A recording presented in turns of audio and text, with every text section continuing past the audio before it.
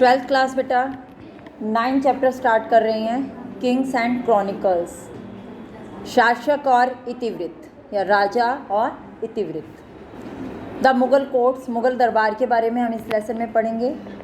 16th to 17th century का time period है। जो रूलर्स ऑफ मुग़ल एम्पायर हैं वो अपने आप को ऐसे देखते थे कि डिवाइन विल ने उनको अपॉइंट किया है और वो हेट्रोजेनियस पॉपुलस यानी कि अलग अलग तरह के लोगों पर वो शासन कर सकते हैं।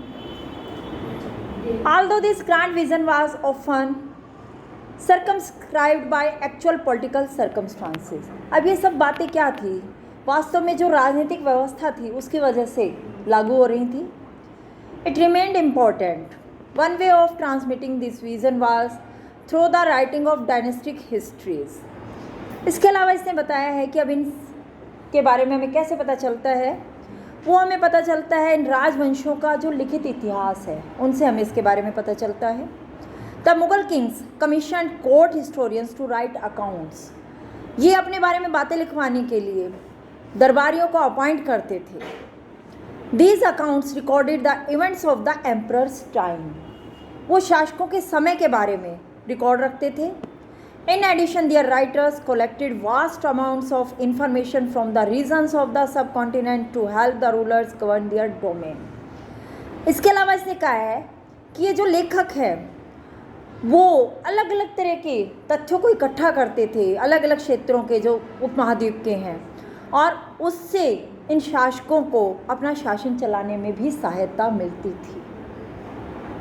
Modern historians writing in English have termed this genre of text chronicles, और ये जो इनका लिखने का मेथड था इन हिस्टोरियंस का, उनको जो आधुनिक इतिहासकार हैं, जो इंग्लिश आधुनिक इतिहासकार हैं, उन्होंने टर्म का नेम दिया क्रॉनिकल्स, इतिवृत्त। जो ये अकाउंट्स में अकॉर्डिंग टू टाइम जो राइटिंग्स थी उसको इन्होंने इतिवृत्त कहा।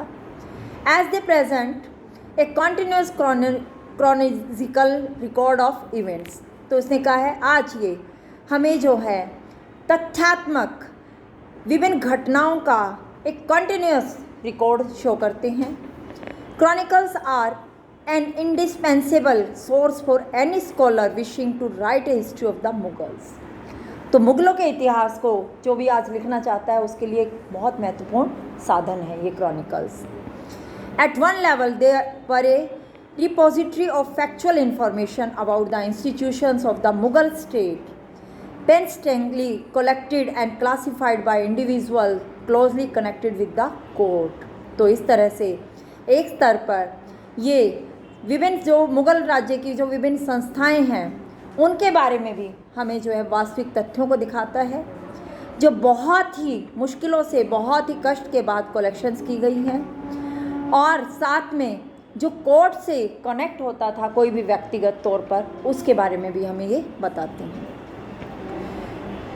At the same time, these texts were intended as conveyors of meanings that the Mughal rulers sought to impose on their domain।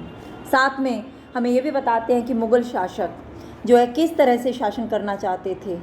They therefore give us a glimpse into how imperial ideologies were created and disseminated।